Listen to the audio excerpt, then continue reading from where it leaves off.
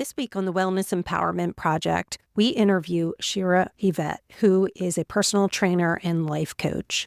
She talks about her battle with cancer and how she uses neuro-linguistic programming, not only in coaching her clients, but also in how she determined her own framework while she went through that health crisis. Shira likes to live her life out loud, and she just wants to get down to work to get shit done. Listen up, and you can start to take some of the steps to get some of that power into your own life. Stay tuned.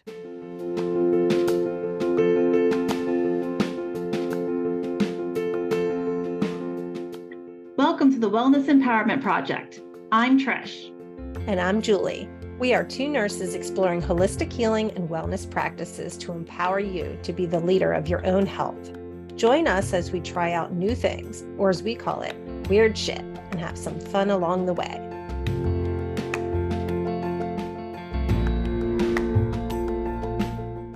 Welcome to the Wellness Empowerment Project. This week, we are speaking with Shira Evet. She is a self-empowerment and wellness mentor. She uses her own personal experiences to hold safe, non-judgmental space for humans who want to feel free in their own skin. She has worked for over 20 years in the fitness and nutrition industry and places the gut at the center of well-being. Shira also uses Neuro-Linguistic Programming, or NLP, to meet clients where they are at and tackling life's challenges with a let's effing go attitude. Welcome to the show, Shira. Thank you. I am so thrilled to be here with you ladies. Welcome, Shira. Thanks for joining us today. I want to start with, I think we've heard a lot of the term NLP, which stands for Neuro-Linguistic Programming. Can you explain to us and our listeners, what is it and what about it really spoke to you? Very simply put, NLP is essentially the way in which people communicate and the way that people use things. Essentially, what happened over the course of our life, we create a belief system based on instances that happen in our life. Most of the time, it starts in childhood and it happens subconsciously. And we take these beliefs with us throughout our life, and it creates our habits, which then create our reality, when in fact a lot of these beliefs aren't even true. So there's different techniques and ways to go back and really see where your beliefs came from in order to change your beliefs, which then change your habits, which then change your reality into something that's going to better serve you. Can you get a little more specific into what are some of those techniques that you use in your practice? Some of my techniques that I really use as my main go-tos, my favorite ones are a technique called anchoring, which is the ability to tap into a feeling at any time and do it in a moment. Let's say you're someone that has anxiety before they're going to speak or give a presentation. There's a way to tap into a feeling of calm and control and peace within yourself in those situations, like in the moment, where you don't have to have some long drawn out ritual to get yourself there. And you can really tap into whatever feeling you're looking for in any moment right then and there. Another one of my favorite ones that I've done my whole life, but I didn't realize that's what I was doing until I learned NLP, is timeline work. I basically break it down into everybody can use their own life experiences almost as a Google. Like, you already have the answers within you. And getting to the root of where that belief, where that problem, where that issue came from, and addressing it at the root of I call it the villain story. Maybe you were 6 and somebody said something about something you were eating or wearing or doing. And in that moment, as a 6-year-old, you made this assumption about yourself that you've then subconsciously carried with you. As an adult, you can now go back in your life to different moments throughout your life and see, you know what? I see how that created this belief within myself. let me look at it now with a new perspective and clean it up for myself, and now take my new true belief and carry it with me through my life. And that is one that I go to probably on a daily basis and has been the most helpful in most situations for me. Shira, what brought you to NLP? What impact did it have on your life? Because obviously, if you're using this on a daily basis now, this must have had an impact on you personally to actually use it this frequently. It had a massive impact on me because when I first came across NLP, I came across it in a master class I was taking, and I had never heard of it before. I didn't know it was a thing. And listening to it being spoken about, I realized it was explaining thoughts and concepts that I already had. It was putting words to things I was thinking and things I was feeling ever since childhood that I just A, thought everybody had these thoughts. They don't. And B, it made sense. It put words to my thoughts and my feelings, and it allowed me to line them up in a way where I could use them with direction and with purpose rather than just let me just throw some things up in the air and see what lands. There was a structure now to how I could think and how I could use these tools that were more helpful. I also believe I'm somebody that always has been incredibly self-aware. I analyze myself. I watch myself like almost as if I'm looking outside of myself. And I want to understand why I react certain ways, why I think certain things, why I do certain things. Like the way people work just fascinates me. So in deepening my understanding about myself, this came along and I just thought, this is the next step in my quest. I really like the way that you put it really brought structure. I think a lot of people, once we start going through some change process within ourselves, it does become very haphazard, right? We're like I use the term for spaghetti at the wall, trying everything, seeing what sticks, seeing what works. So how do you work with your clients and utilize this tool? I've developed my own fusion of it where, and I also am quite a bit intuitive. And when I speak with people, I can see between the lines. I can hear between the lines. I joke with people, I almost feel like Glinda the Good Witch. Like I know what people have in them before they do. And because I can see it, I can walk with them and ask them the questions throughout this process that brings those things to the surface so that they can actually see it for themselves. Depending on what the people come to me for, people have come to me because they have trouble in their dating life, because they don't have a good relationship with food. A lot of people throw the term emotional eating out there, and people think, oh, that's just people who eat when they're sad, eat when they're happy, gain weight. There's so much more to it. So I look at it more as having a positive relationship with food is a really huge piece for a lot of people. A lot of people don't even know they have a relationship with food. I take the people back to almost like the villain story. When did you notice this issue come up? And it's not just about food. It's whatever issue somebody's having. When did this start surfacing for you? When did you start having these feelings and thoughts that were not helping you out?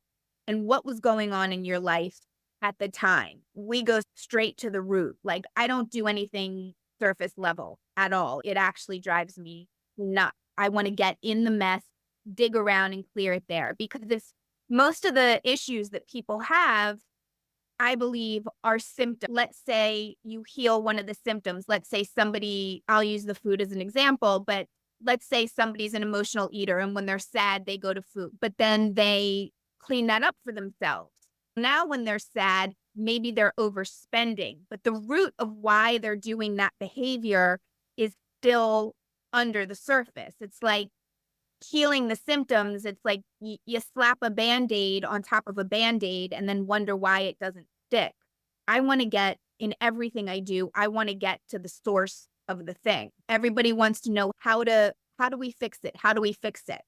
I don't care about the how we fix it. I want to know why you have it. Because if we don't address why you have whatever the issue is, there's always going to be another symptom that pops up. Is that where the anchoring technique really helps you figure that out of what is going on with somebody? No, I believe the timeline work is really what gets you there. The anchoring is when you feel like you're in one of those dysregulated nervous system state that it brings you back centered rather than being, you said you talk about throwing spaghetti on the wall. I always talk about it like with the Tasmanian devil, like the swarm of chaos around them. And the anchoring really allows you to come back and be the eye of the storm.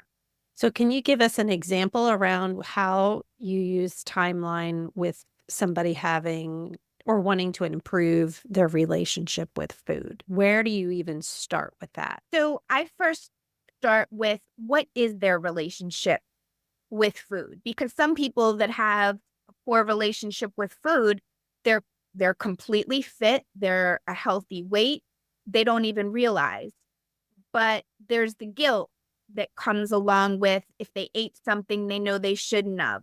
There's the not buying certain things to have in the house because they can't trust themselves to be around it. There's the anxiousness about going to an event and not being able to eat what they're used to eating or what they feel comfortable eating. It's really, first you have to see what the person's relationship is, and then you need to see where it started and then what was going on during that time period.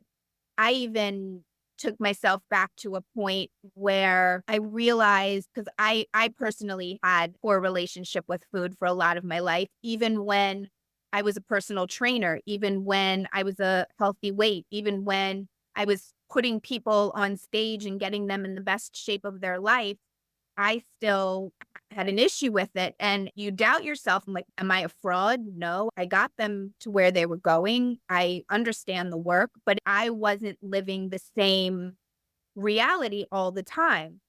And I realized some of the issue was there were a few different things, but one story that really stands out to me was like a self-worth being tied to a food. I was at an event as a child, and it was a fancy event. I was maybe 10. My whole family was there, and it was a big family event, and the balloons and the band and the buffets and the cocktail hour, and it was new to me. I was 10. And I remember my parents saying, "Go, hurry up, go quick and sit down. They're serving duck." My parents used to make duck on special occasions for themselves, and they would let my sister and I taste it like, this isn't a food for kids. We loved it, and it was delicious. I always looked at it as this is a fancy food, and you have to be special or a certain way to eat this, and I'm just not worthy of it. And as a child, I always thought I was fancy. I always gravitated to fancy. I always grab everybody else is eating chicken nuggets. I wanted lamb chop. Like, how do they not know that I'm fancy? From then on, I was like, I'm only gonna eat fancy food because I'm worth it. Why don't people think that I'm worth it just because I'm little? I didn't realize it till recently. Like, God, I attach self-worth to certain kinds of food. That's so interesting. So you use this timeline technique. You discovered that about yourself. My thinking is that your next step is then not only identifying a specific aspect of your life that you've gone through and the beliefs, but then the emotions that are tying into that belief. And is that where you go next? Is that, okay, this is what happened, this is your belief, and then for you to be able to really move forward, is that where you tie emotions in with it? Yeah, for me, it's not such a step 1, step 2, step 3. For me, this is where, like, when I really started analyzing my relationship with food and going deep. It was like just the tip of the iceberg, and so many things unraveled because, like I was saying before, the food thing was just a symptom of other things. That's just how it showed up for me. It's like now you get to the root of it, and now you're throwing paint on canvas. Like everything is up in the air. The emotion is tied into the habit, is tied into the activity, is tied into the results you get. And it becomes this vicious, everything really needs to work synergistically, and it's constant moving pieces and parts. I don't do anything linear.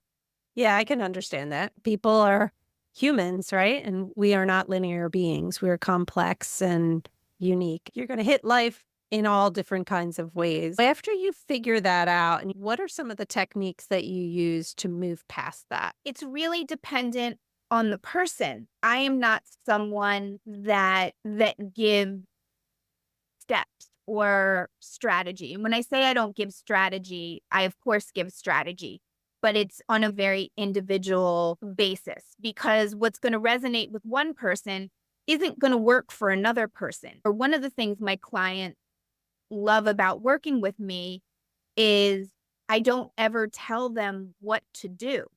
I ask them the questions where they realize what then they need to do. And from there, we develop an individual strategy for each person. This is what you were doing before. How can we change that? How can we adjust it? How can we evolve it? And how can we adapt it so it's comfortable for you and it's yours? Because what's going to work for me isn't going to work for you, isn't going to work for the next person. And I don't do anything cookie cutter at all. I even joke, I don't even do cookies cookie cutter because the broken ones are still good. So why would I do that? It has to be, in my opinion, a very individual, free flowing thing, because then each person needs to develop their own secret sauce, because you could be out in the wild trying all these things and it doesn't work for you, or it doesn't feel good for you. And you say, you know what? This one works for me. This doesn't. And it's a pick what works, pick what you resonate with, and leave the rest. So it sounds like to me you help build a framework, not script. Absolutely. I don't do anything rigid or in a box at all, because as people evolve, their framework is going to need to evolve and expand. As they learn more, they have the capacity to do things different. As they see more, grow more, and get more comfortable with these new beliefs, things are going to evolve and change. To me, I've always resonated with the ocean, and it just has to flow like that. Every moment and every day has to flow like water. I love that. I think everyone would love hey, how can I fix this? Get told what to do and move on. But the reality is you get a framework that you could apply to different areas and different time frames in your life. Could you tell us the time that maybe the framework that you utilize was maybe challenged in your own personal life? At the pinnacle of me thinking like, damn, like I got this. I got life by the balls. I found out I had breast cancer. And I am very much one that believes that the universe, you think you're good, the universe is going to throw you a test. I had just been talking about how rock solid I felt in my beliefs and who I was and what I want and who I am. And then cancer got literally dumped in my lap out of nowhere. So that was fun. Wow is right. Wow is right. Wow. Okay. So you're at the peak, it sounds like. You feel like you've gotten a really strong foundation in your life. You're dropped bomb. How did you navigate through that? What was your initial reaction? How did you use the work that you do, your framework, to help yourself come through this process? My initial reaction was, honestly, I was annoyed and I felt very inconvenient.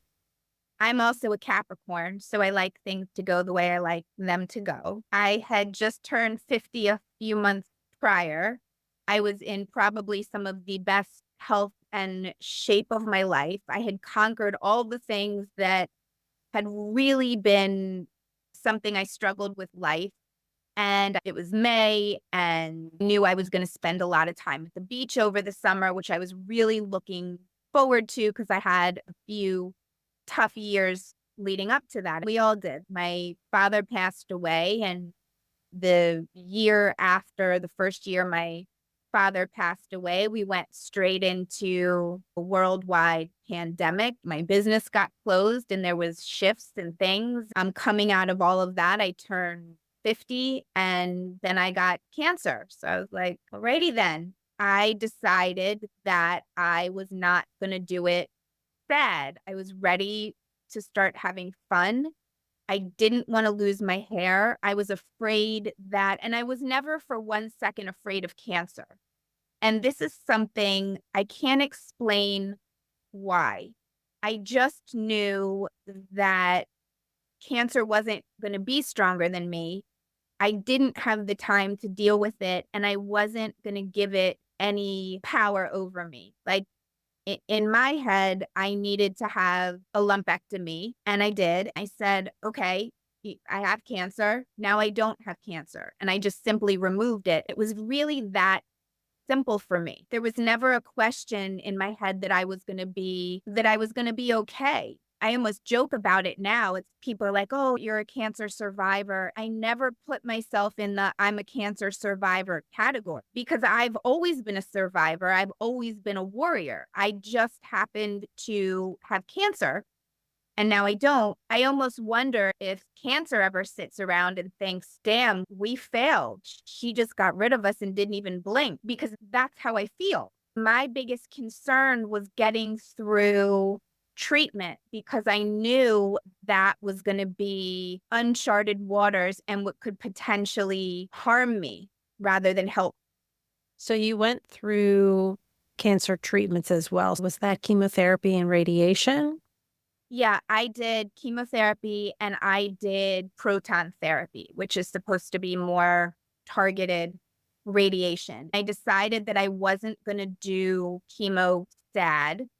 I wanted to make it fun. I wanted more than anything in this world to stay in shape, not ruin my metabolism, and keep my hair. I did cooling cap and I had theme chemo. Every week there was a different theme and we wore costumes to chemo and made it fun because there was no way that I was going to do this sad. There was no way that I was going to be pitied, a victim, a patient, sick. Like, I was going to do me and I was going to do it through this, like, full force. And that's what we did.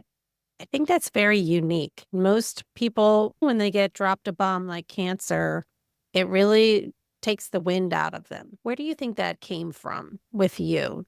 Do you think that it was years of doing a lot of personal practices that had you really settled into a mental space that you were like, no, I'm not doing this. You're getting out of my body and I'm going to live my life?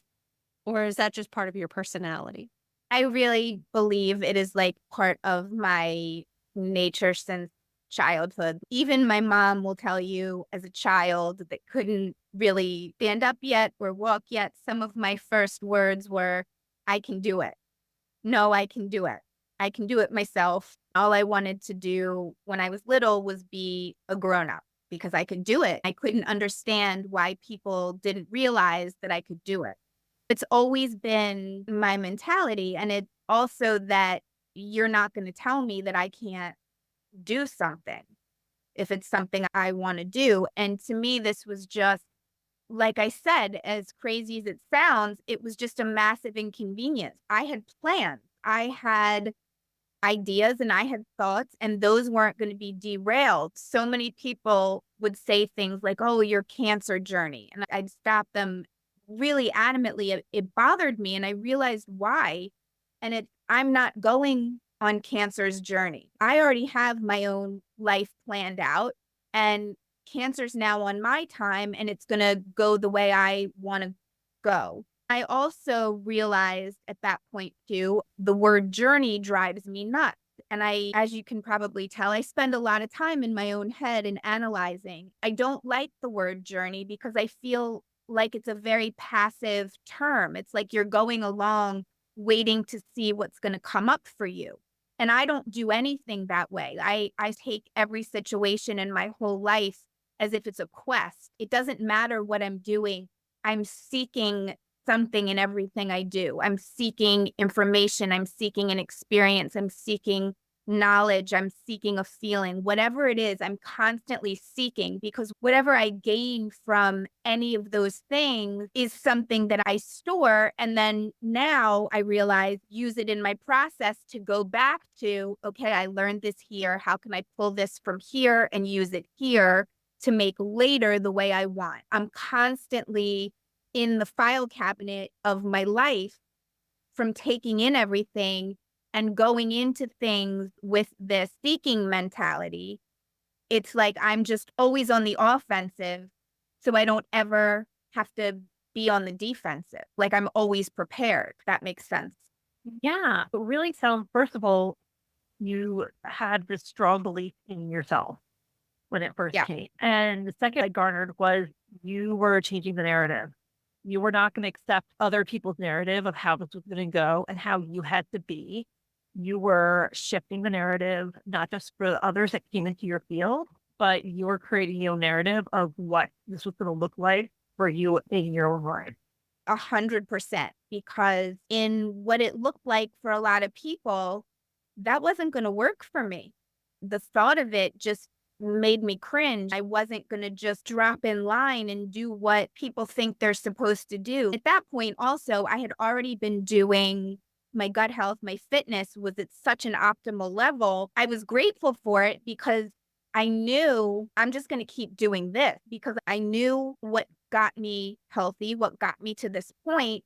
And I was just going to double down on what was already working and double down on everything I already was doing that got me to such a good point, and not go the other route.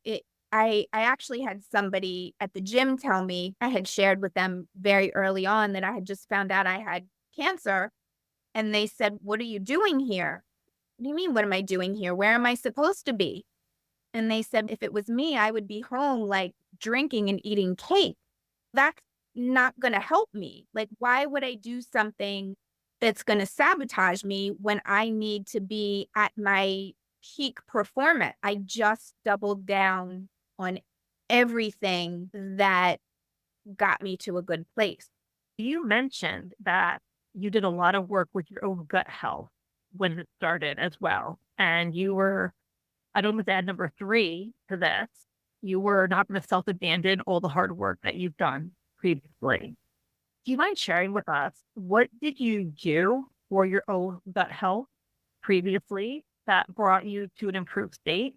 And how did that change, or how did you modify that so you could maintain that with when you got that diagnosis of breast cancer? Prior to being diagnosed with breast cancer, probably like 3 or 4 years prior to being diagnosed, I was working with an incredible gut health professional, to the point I've never come across anyone as knowledgeable as him from beginning to end. And I still work with him to this day. We meet monthly. And in the very beginning, it was a matter of really taking out a lot of foods, adding in a whole different supplement protocol than what I was used to. So a lot of supplements and a lot of very food specific things. I followed it, and it was incredibly difficult. I would cry and I would be frustrated in the very beginning, but it was working. I was feeling better and I was noticing things that were different. And each month, not in the beginning more so than now, but the protocol would change. He would ask me how I was feeling, like everything in terms of digestion, sleep, mood, brain fog, whatever it was. We would address different gut bacteria. I would do antimicrobial phases where it would attack certain bacteria in the gut that medications just don't really help with, people don't really address and don't realize they have, and don't realize that other things that they're experiencing with their health is really a result of what's going on in your gut. And I just stayed really consistent with it. Was I perfect? Not at all.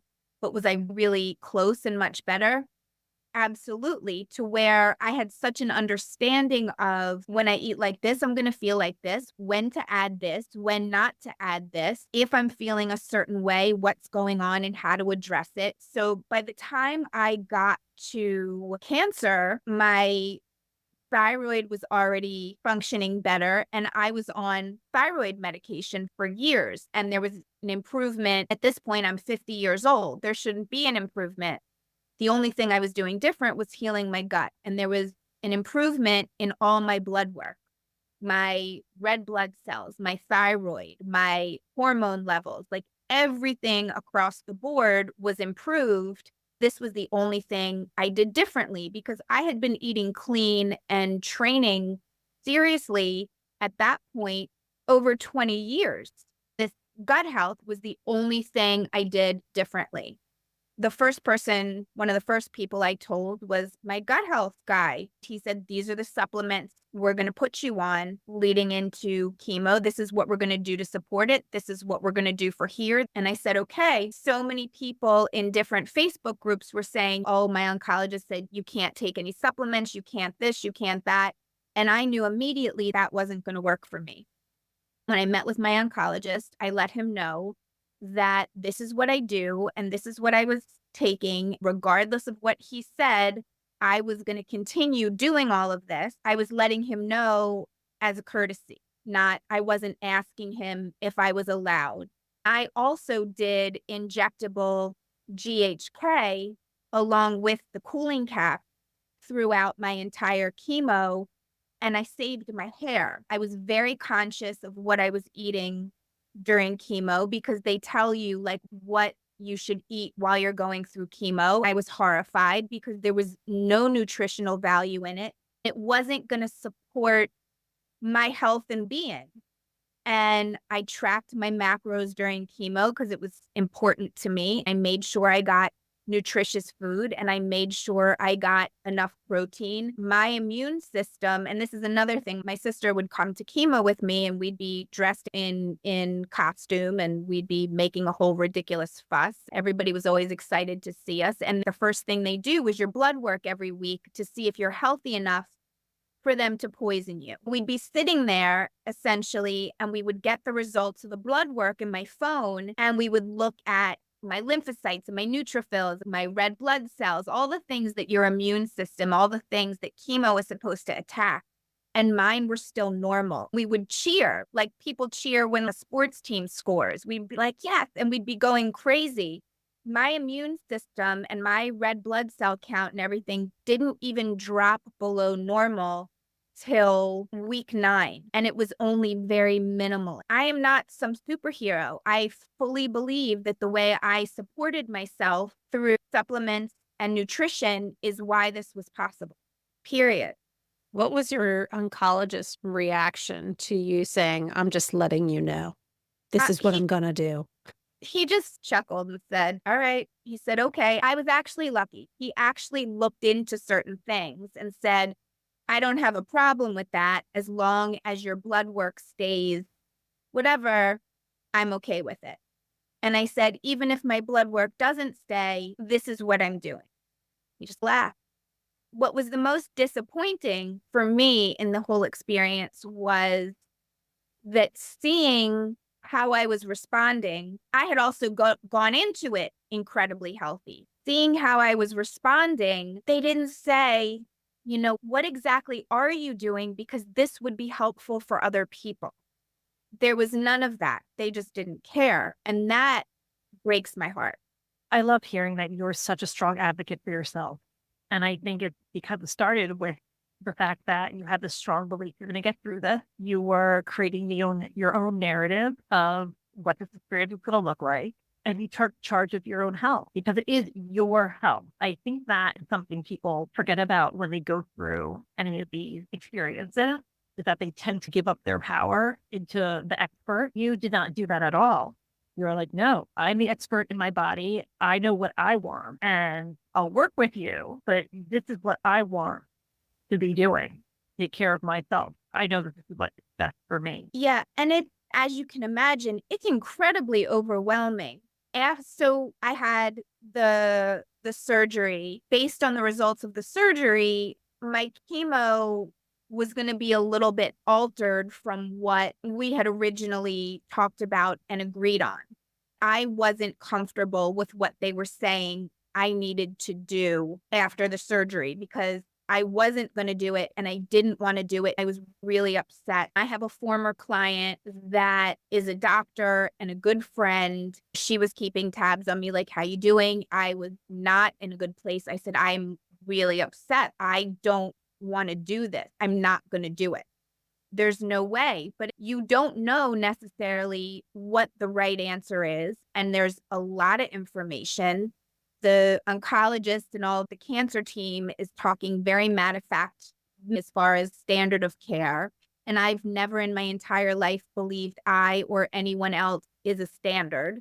We are all individual people, and what we bring going into it is not the same, so we shouldn't be treated the same. She reminded me that just let the doctor know she reminded me that it wasn't a dictatorship.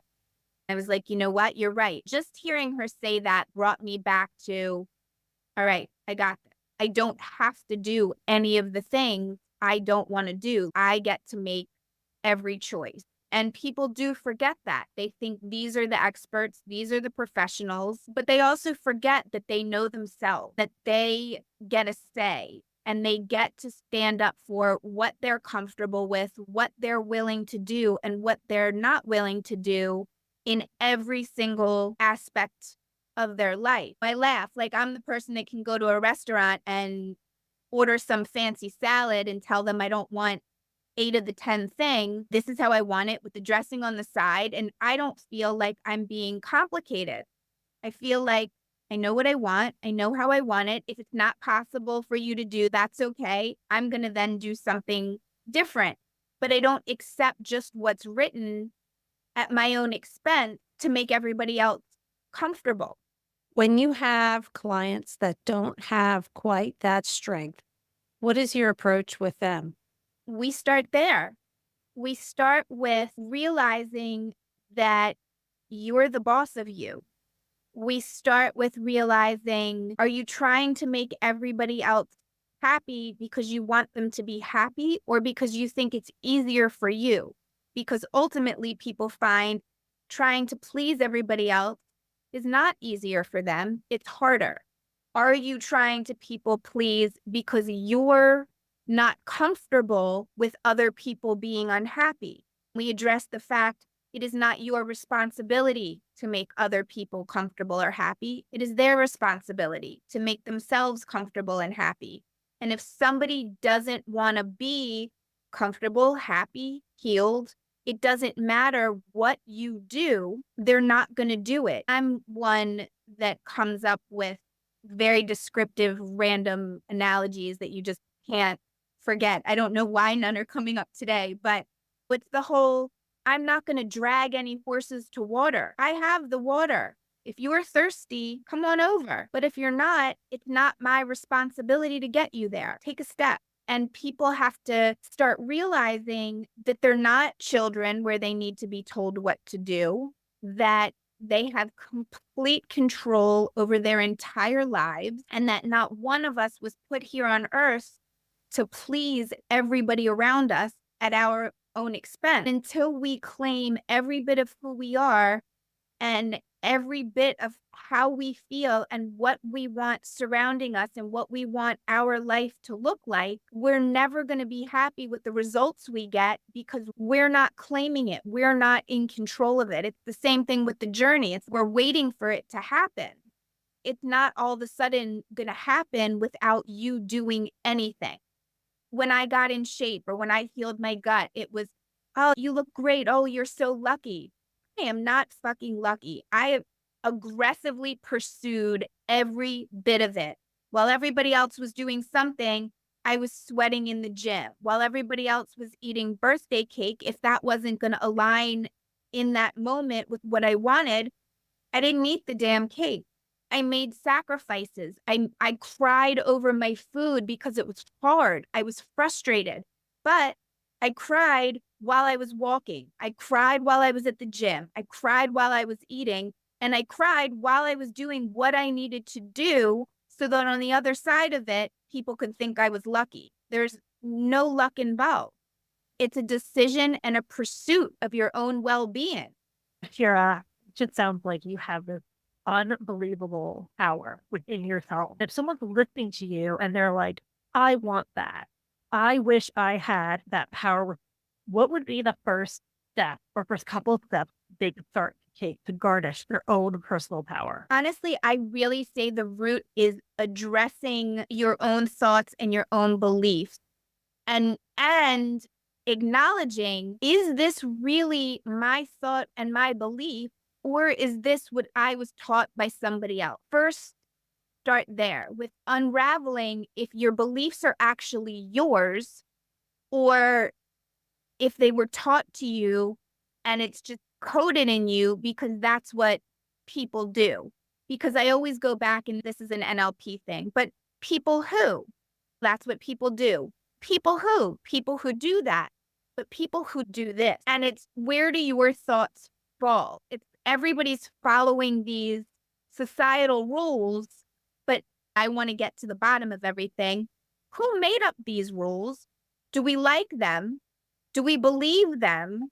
Do they know what they're doing? Do we like their outfit? Like, why are we following this person that made these rules? If I don't know who it is, why am I blindly going to accept because a whole slew of people said that's how it is? Says who? Because that's not going to work for me. I become the says who, says me. I start with, is this a thought that I can get behind, or do I question it? And I do that with everything. Yup, I can get behind this. This one's a no for me. Shira, thank you so much. You have been such a wonderful guest to talk to, hearing about your own personal journey and how you stuck with your own framework with challenging belief systems, challenging the narrative, and creating your own in order to create your own life and living it the way that you like to do it. If any of our guests are listening and they would like to work with you or get to know you more, where can they find you? Most of the time I hang out on Facebook under Shira Evet. I just recently launched a free Facebook group called The Arsenal because I feel like everybody needs an arsenal to navigate life. That's my free Facebook group. And on Instagram, it is Living Out Loud. And you can just reach out to me on any of those places. I'll make sure that we put all of those links in our show notes so that people can reach out to you very easily. Thank you so much for coming out and speaking with us today. Thank you so much, ladies. It has been my honor and my pleasure to be here with you guys. Thank you, Shira.